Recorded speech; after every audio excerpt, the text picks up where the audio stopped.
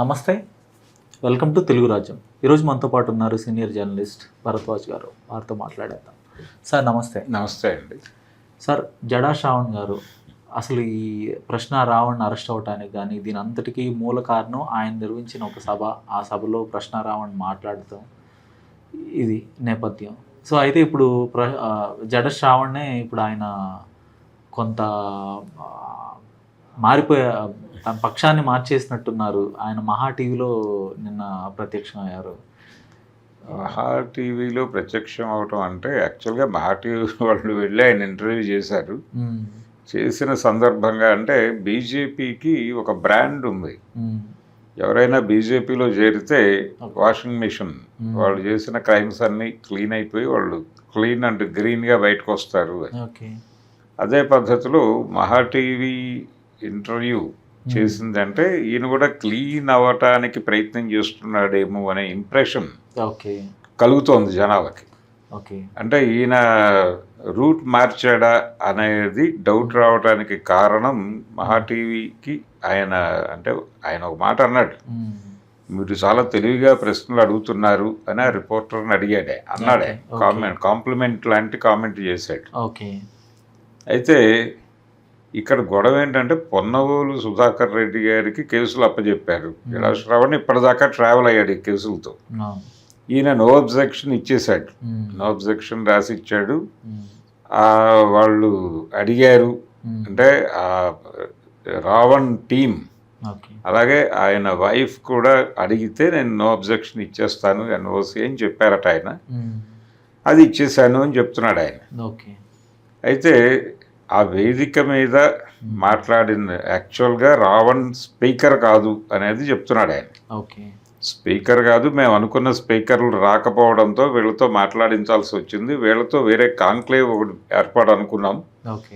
ఆ కాంక్లేవ్కి వీళ్ళందరినీ పిలిచాను, వీళ్ళు వచ్చారు, కానీ వర్షం వలన జనాలు రాలేదు. రెండోది రావాల్సిన స్పీకర్స్ రాలేదు. దాంతో అనివార్యంగా వీళ్ళనే స్పీకర్లుగా మార్చాల్సి వచ్చింది అని చెబుతూ, ఇది అంటే వాళ్ళు తనతో మాట్లాడుతూ ప్యారలల్గా జగన్తో కూడా మాట్లాడారు. అది తనని కొంచెం గాయపరిచినట్టుగా చెప్పుకున్నాడు ఆయన. దాన్ని ఎస్టాబ్లిష్ చేయాలనేది వీళ్ళ తాపత్రయం. అంటే శ్రవణ్ తప్పుకున్నాడు దీనిలో నుంచి అనేది ఎస్టాబ్లిష్ చేయాలని ఆయన తను మాట్లాడిన మాటలకి తను నిలబడే ఉంటానని చెప్తున్నాడు. దాంతోపాటు ఇంకొక మాట చెప్పాడు, ఆ వేదిక మీద నేను పిలిచిన కార్యక్రమానికి ఆయన వచ్చి ఆ సందర్భంగా కేసులు అయినాయి కాబట్టే మోరల్ రెస్పాన్సిబిలిటీ ఫీల్ అయ్యి నేను ట్రావెల్ అయ్యాను ఆ కేసులతో, బెయిడ్లు వేసుకుంటూ వెళ్ళిన రీజన్ అది. ఇప్పటికే ఆ వేదిక మీద ఉన్న సందర్భంగా పెట్టినటువంటి కేసుల వరకు నేను ఏదైనా కావాలంటే వచ్చి మాట్లాడతా, కానీ దానికంటే ముందు అంతకంటే ముందు ఎప్పుడో జరిగిన వ్యవహారాల మీద కొత్త కేసులు పెడితే దానిలో నేను ఇన్వాల్వ్ అవ్వను అని చెప్పాడు ఆయన. చెప్పి ఇప్పుడు ప్రధానంగా యుఏపిఏ పెట్టిన దగ్గర నుంచి ఈయన దగ్గర నుంచి సుధాకర్ రెడ్డి వైపు టర్న్ అయింది. నిజానికి ఈయన ఈ కేసు తీసుకోవడానికి జగన్మోహన్ రెడ్డి కూడా అంత సుముఖంగా ఉన్నట్టుగా లేడు. మొదటి నుంచి వాళ్ళు ఏం ట్రావెల్ కాల దీంతో. వాళ్ళ ఇబ్బంది వాళ్ళకు ఉంది. అంటే ఇక్కడ ఓట్ బ్యాంక్ రాజకీయం నడుస్తోంది. అంటే వీళ్ళ గొడవ ఏంటి, ఈ ఛానల్ వాళ్ళు ఎందుకు అంత జడా శ్రవణ్ దగ్గరికి వెళ్ళి ఆయనతో మాట్లాడించాలి, నేను దీనిలోంచి తప్పుకుంటున్నాను అని ఆయన ఏదో పద్ధతిలో ఆయనతో చెప్పించాలనే ఇంటెన్షన్తో వెళ్ళి వీళ్ళు ఆయనతో గిల్లి రక్కి ఆ మాట చెప్పించే ప్రయత్నం చేశారు. ఎందుకు చేశారు అంటే జడా శ్రవణ్ తప్పుకొని ఈ వాంటెడ్గా పొన్నవోలుని ప్రవేశపెట్టాడు జగన్మోహన్ రెడ్డి. ఇదంతా జగన్మోహన్ రెడ్డి ఆడిస్తున్నటువంటి నాటకం.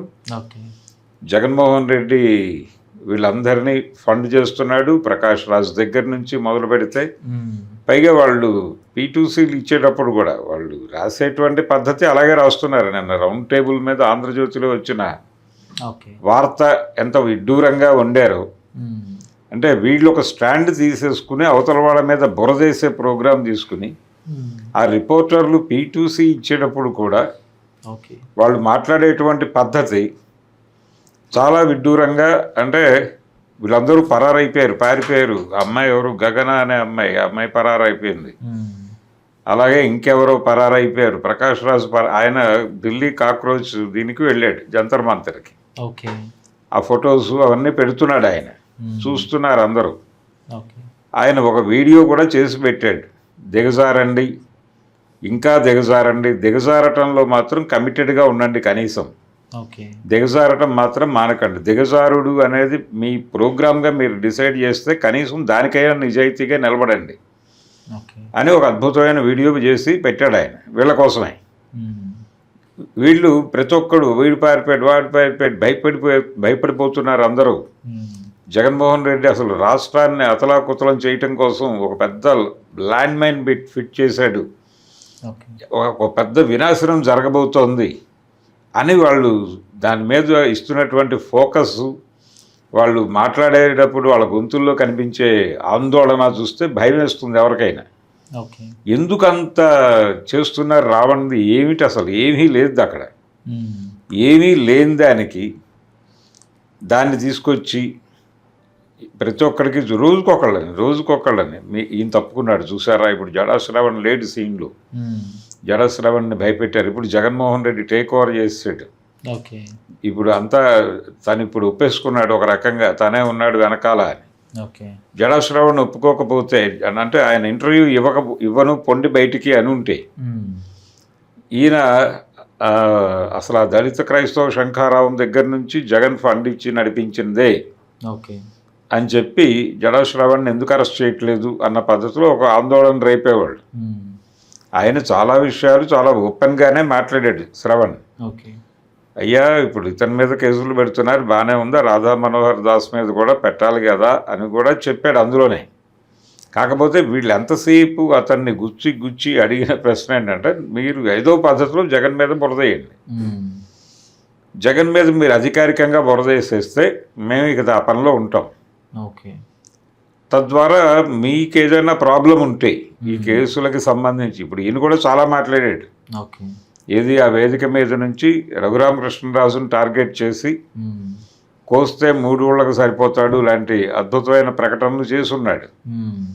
దాని మీద ఆయన ఇంకా కేసులు పెడతాను అంటున్నాడు కానీ పెట్టట్లేదు. ఆయనేమో ఒక టార్గెట్ పెట్టి కూర్చున్నాడు, పవన్ కళ్యాణ్ హోమ్ మినిస్టర్ అయినప్పుడు మాత్రమే కేసులు పెడతాను అని ఒక కంకణం కట్టేసుకోవడం వలన ఈయన మీద కేసులు రావటం లేదు అనేది అభిప్రాయం.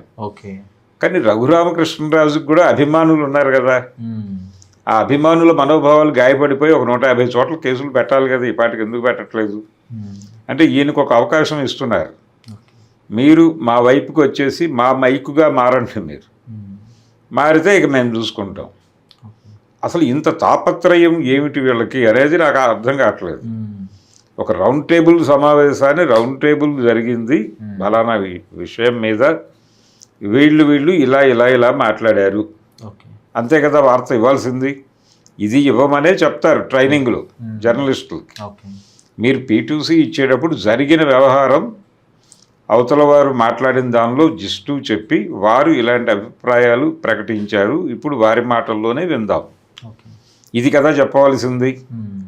అది మానేసి వాళ్ళు మాట్లాడిన దాని మీద రివ్యూ పెడుతున్నారు. వీళ్ళు ఇతను ఇలా మాట్లాడాడు, అతను అలా మాట్లాడాడు, అతను పారిపోయాడు, వీళ్ళు లేచిపోయారు, ఈ గొడవంతా ఎందుకు వీళ్ళకి, ఇంత ఎందుకు టెన్షన్ పడుతున్నారు, అసలు ఏముంది దానిలో. అతని మాటల్లో ఏమీ లేదు, ఏమీ లేని దాని మీద ఉత్తినే రచ్చ రేపుతున్నారు అంతే. దాన్ని పెద్ద హిందూ వ్యతిరేక, భారత వ్యతిరేక, ఇంకా ఎన్ని వ్యతిరేకతలు ఉంటే అన్ని వ్యతిరేకతలు చుట్టి, ఇన్ని వ్యతిరేకతలకి మూల కారణం జగన్ అని చెప్పి. అంటే ఇప్పుడు జగన్మోహన్ రెడ్డి మహా టీవీ ఆఫీస్కి వచ్చి సరెండర్ అయిపోయి, మహాప్రభు నేను తప్పు చేశాను, ఈ రోజు నుంచి రోజు పొద్దున్నే మీ డిబేట్లకు వచ్చి చంద్రబాబు నాయుడు గారిని ఎవరన్నా ఏమన్నా అంటే వాళ్ళ సంగతి చూసుకుంటాను అని మాట్లాడాలని వీళ్ళ కోరిక. లేకపోతే వీళ్ళు దాడి చేస్తూనే ఉంటారు. వీళ్ళు అసలు వీళ్ళకి ఎందుకు ప్రోగ్రాం, వీళ్ళు వార్తల్ని, సమాజాన్ని, జరుగుతున్న వ్యవహారాల్ని జరుగుతున్న పద్ధతిలో ప్రొజెక్ట్ చేస్తే చాలు. అంతకు మించిన గొడవ ఎందుకు చేస్తున్నారు రచ్చ ప్రతి ఒక్కరు అంటే అది చూడగానే అర్థమైపోతుంది. అంటే ఈ మధ్య ఎవరో జోకేశారు, ఎవరో జర్నలిస్ట్ని మీరు ఎక్కడ పనిచేస్తున్నారండి అంటే ఆయన ఏదో ఛానల్ పేరు చెప్పగానే ఓహో ఆ పార్టీతో ఉన్నారా అన్నాడట యువతలు ఆయన. అలా ఒక జోక్ కింద మారిపోయింది ప్రపంచం. ఈ ధోరణి చూస్తుంటే జనాలు ఇంకా మీడియాని ఏం కన్జ్యూమ్ చేస్తారు, వీళ్ళకి అర్థం కాని విషయం ఏంటంటే మీడియా కానీ రాజకీయ పార్టీలు కానీ అన్నీ in total Bharatiya Janata Party ఆడిస్తున్న ఆటలో భాగముగానే ఉన్నాయి అనే స్పృహ ఉండాలి కదా. వీళ్ళు ఇప్పుడు జగన్ని తిడుతున్నారు, జగన్కి ఏదో జరిగిపోతుంది అనే భ్రమలో ఉన్నారు. ఇది బీజేపీ ఆడిస్తున్న క్రీడ కూడా కావచ్చు. అంటే నా డౌట్ ఏంటంటే ఈ దళిత క్రైస్తవ ఓట్ బ్యాంక్ కన్సాలిడేట్ అయ్యి ఎవరికొకళ్ళకి వ్యతిరేకంగా ఇంకొకళ్ళకి అనుకూలంగా మారితే ఇది నిర్ణయాత్మక పాత్ర తీసుకుంటుంది అనుకుంటే వీళ్ళు చంద్రబాబుని కొంచెం కిందకి తొక్కి జగన్ని రైజ్ చేసేస్తారుగా. వాళ్ళకి జగన్ అయితే ఏమిటి, బాబు అయితే ఏమిటి, ఎవరైనా మద్దతు ఇచ్చేవాళ్ళే. ఎవరు ఇండివిజువల్గా ఎవరూ లేరు. మొత్తం భారతదేశంలో ఉన్న అన్ని రాజకీయ పార్టీలు వాళ్ళ దొడ్లో వాళ్ళ కంట్రోల్లో ఉన్నాయి, ఇంక్లూడింగ్ కాంగ్రెస్. కాంగ్రెస్తో సహా వాళ్ళు ఏం నిర్ణయాలు తీసుకోవాలి, ఏం తినాలి, ఎవరితో పొత్తు పెట్టుకోవాలి, ఏ సభలో ఏం మాట్లాడాలి కూడా వాళ్ళే డిసైడ్ చేస్తున్నారు. ఒక రకంగా రాజకీయ అద్వైతం నడుస్తోంది భారతదేశంలో. అంటే నీవు వేరు నేను వేరు కాదు, నువ్వే నేను నేనే నువ్వు, సర్వాంతర్యామి, అందరూ వారే. ఇక్కడ 3 రంగుల జెండా, కాషాయ జెండా, ఎర్ర జెండా ఇలాంటివి ఏవీ లేవు. ఉన్నది ఒకటే జెండా. ప్రతి జెండా ఆ కలర్లో కనిపిస్తుంది, కానీ ఇంకెప్పుడో ఒక కీలక సందర్భంలో దానిలో కాషాయ దర్శనం కూడా అవుతుంది. ఇలాంటి పద్ధతిని తీసుకొచ్చేసారు వాళ్ళు. తీసుకొచ్చేసిన తర్వాత వీళ్ళు ఇంత ఆదుర్దా పట్టడం వెనకాల అంటే ఎందుకు ఇంత రష్ చేస్తున్నారు విషయాన్ని, ఏమీ లేని దాన్ని ఇంత రచ్చ ఎందుకు రేపుతున్నారు అంటే ఎవరికో ప్రయోజనం ఉంది దీనివలన, ఈ రచ్చ వలన. చంద్రబాబు నాయుడు గారు మాట్లాడట్లేదు, ఆయన జస్ట్ అలా ఒక స్టేట్మెంట్ ఇచ్చి సైలెంట్ అయిపోతున్నాడు. పవన్ కళ్యాణ్ గారు మాట్లాడట్లేదు. అసలు మొత్తం ఆయన కేంద్రంగా మొదలైంది ఈ రచ్చ. వాళ్ళు దాడులకు సమాధానం చెప్పాలి కదా ఇప్పటికైనా.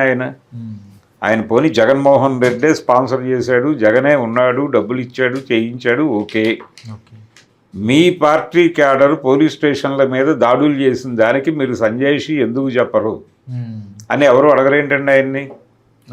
అసలు మీడియా పట్టించుకోవాల్సింది అది కదా. జన సైనికుల్ని, జనసేన పార్టీ నాయకుల్ని ఎక్కడికక్కడ నిలబెట్టి ఏమంటే పోలీస్ స్టేషన్ల మీద దాడులు ఏంటి, వెనకాల పరిగెట్టడం ఏమిటి, వ్యానులు వెనకాల వాళ్ళని మాకు అప్పచెప్పండి చంపేస్తామని చెప్పి మాట్లాడటం ఏమిటి? ఈ పద్ధతి తప్పు కదండి.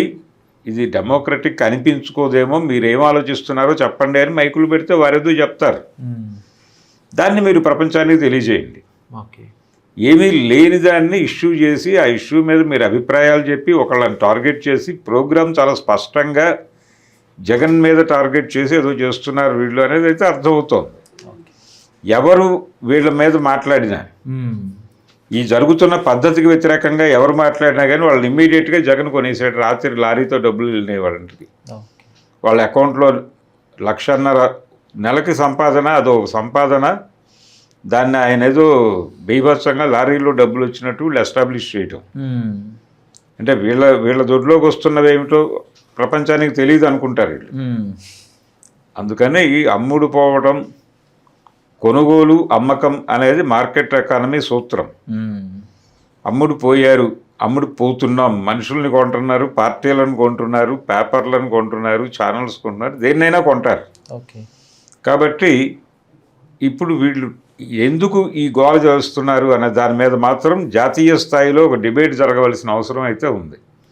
రావణ్ ఇష్యూ కాదు ఇప్పుడు, ప్రపంచం పట్టించుకోవాల్సింది ఆ ఏలూరులో జరిగినటువంటి ఆ సభని ఎందుకు ఇంత రచ్చ చేస్తున్నారు, దాని వెనకాలన్న మోటో ఏమిటి, కుట్ర ఏంటి, ఎవరిని టార్గెట్ చేస్తున్నారు, ఎవరిని కొనుగోలు చేసి దొడ్లో కట్టేయడానికి ఈ ప్రోగ్రాం చేస్తున్నారు అనే దాని మీద అయితే సీరియస్గా ఒక డిబేట్ జరగవలసిన అవసరం బలంగా ఉంది. ధన్యవాదాలు. Thank you.